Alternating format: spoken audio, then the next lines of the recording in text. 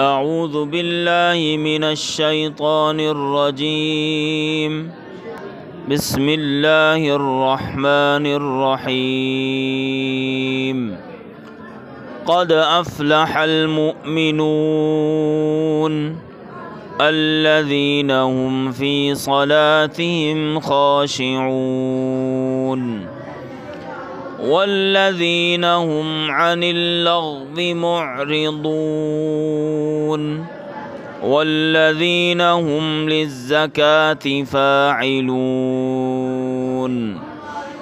والذين هم لفروجهم حافظون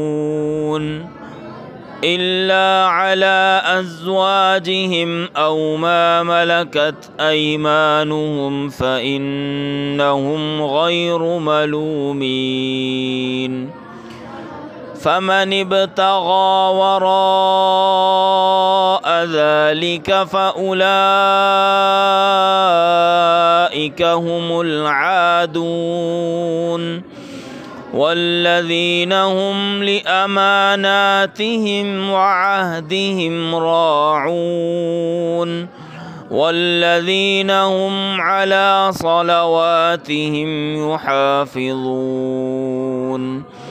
أولئك هم الوارثون الذين يرثون الفردوس هم فيها خالدون.